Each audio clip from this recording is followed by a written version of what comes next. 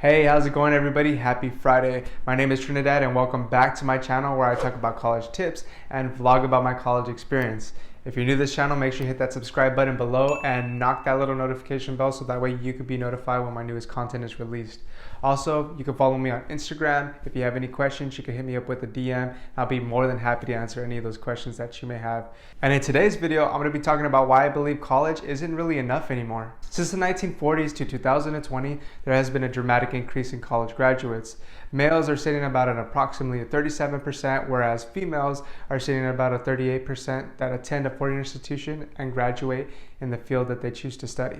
Now, although colleges have been doing a lot in order to support students from underrepresented backgrounds, we still have a long way to go. And not to mention that community colleges still have a long way to go in regards for their pathways and students getting to a four-year institution. But honestly, that's a whole nother topic and I digress. Today, what I want to talk about more is why I think college really isn't enough anymore. Many years ago, our parents or grandparents would be able to graduate from a university or college and just put it on their resume, and employers would be like, "Wow, I see that you attended this university and got a degree and just graduated.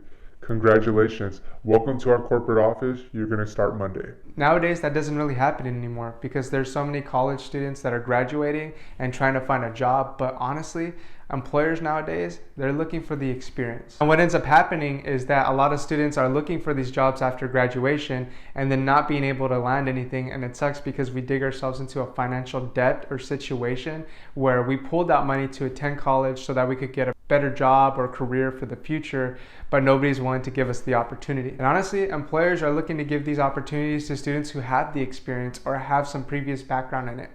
I'm hoping to share some recommendations that'll help you stand out in front of employers so that way you don't experience what other students are experiencing when it comes to trying to find a job, internship, or opportunity. Tip number 1, join a club or campus organization. The reason why you're going to want to join a club or campus organization is just because it can give you the opportunity to learn some soft skills like communicating with team members, to work with different personality types, developing some skills. You might use a little bit of Microsoft Word, some Excel when planning events or opportunities for other students. Most importantly, if you're able to get an officer role, that's going to give you something to stand out to employers because you're going to have an official position in an organization, and the longer that you have it, the better it'll look to employers. Tip number 2, part-time job. Now, I'm not talking about really any job like you're working at the AMC Theater or you're working at the Burger King. As much as those are good jobs to have to get a little bit of money in your pocket, it's not necessarily going to help you down the road. So for example, I'm somebody who's majoring in HR, right? So if I could get a job working in an office environment, doesn't matter necessarily where it is, that's good enough because it's going to give me the opportunity to develop some skills in Microsoft Word, Excel, talking with customers, dealing and prioritizing what I need to do. That's more related to what I want to get into in human resources in the future, and I could take some of those skills that I develop in the office role and make it look good on my resume when trying to apply for that job. Tip number 3, learn some relevant skills. Now, let's say, for example, it's summertime, you've been applying to these jobs that are relevant to your field, but nobody's giving you the opportunity. Well, now that you have some downtime, this is a great chance for you to spend that summer learning some relevant skills on LinkedIn Learning. LinkedIn Learning, from most four-year institutions, they'll give you the platform for your personal LinkedIn so that way you can learn some trainings, do some things online, so that way you can develop some skills in the future. That way, so the next time you apply the following summer or maybe in the fall, you'll have the chance of landing a better opportunity because you have the skills now. So for example, I don't know too much about Microsoft Excel and it's something that I'm currently learning at the moment. I go on LinkedIn Learning and I take classes and trainings on how to use it. And in some jobs, they'll ask you if you used Outlook before. And if you haven't, it's a great opportunity for you to go on LinkedIn and learn how to use those. Anything that employers are looking for, LinkedIn Learning is a great place to go to learn how to develop those skills. And most importantly, when you complete those courses, you're able to attach it to your LinkedIn profile so it stands out. One thing that I forgot to mention as well is, yes, LinkedIn Learning costs a little bit of money, but honestly, the investment is going to give you so much more down the road. If your four-year institution does not offer it to you, or your community college, I really recommend that you invest into it for a couple months. Use this time to really hone in on those skills and develop them. Tip number 4 is to do some volunteer work. Now, there's a lot of different forms of volunteer work, but if you could get a volunteer position, whether it's working at a local church or if it's doing something at your community college or college, I personally did stuff like that. So like if there was a chance for me to volunteer at a organization, I would give my time because it teaches me how to work amongst professionals and doing things that I enjoy that develop my skills for the future working in a human resource role. And the last tip that I recommend is to do internships. I cannot stress it enough. It was something that I actually waited a little bit longer to do, but really at any time at stage in your point of your college career, you could do an internship. You don't have to necessarily be at a 4-year. You could even go to a community college.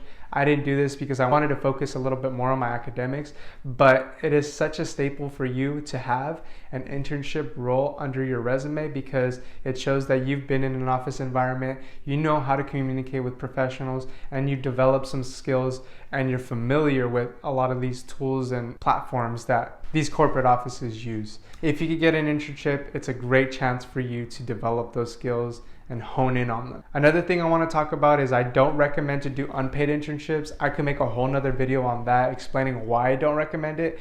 I've even honestly personally thought about doing an unpaid internship because I was applying to jobs, getting rejected, and I wasn't getting anywhere, and I was getting a little bit frustrated and demotivated. But honestly, if you could get a paid internship, that is much better than it is to do an unpaid internship. You're a student, you're spending your time going to university, you're paying for your classes, you may as well be compensated for the time that you're spending at a job. So look for paid internships. I highly recommend it. If you need any tips for finding an internship or networking, check out my other video. I'll post it up here, over here, on how to network when you're in college. I hope that video will help you out, but check that out as well. The last thing I would mention about internships is that if you don't like it, that's fine. That's exactly what internships are for. You find out that it's a field that you thought you were interested in, but then when you were working in it, you didn't like it.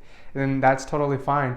I thought that I wanted to be an electrician before or work in HVAC, and I took my classes before and I graduated and I got all my certificates and I didn't like it. That's totally fine. You know, do stuff like that. That's how you explore and find out what it is that you enjoy versus what you don't enjoy. Because sometimes you think that, oh, this is what it's gonna be like, and it's really not. Anyways, that brings us to the end of the video. Thank you guys so much today for stopping by and checking out this video. If you haven't had the chance yet, make sure you smash that like button for the YouTube algorithm so that way this video could be shared with other first-generation college students who are looking to get into college this fall or that are looking for college tips and recommendations. I'm here to share some of the journey that I've been through, and I create these videos to kind of help other students who have been in the same position as me, trying to figure out how do you navigate college, what do you do, and I share some of my successes and some of my failures in order to help other students figure out how to navigate college. So make sure you smash that subscribe button and knock that notification bell so that way you could be notified when my newest content is released.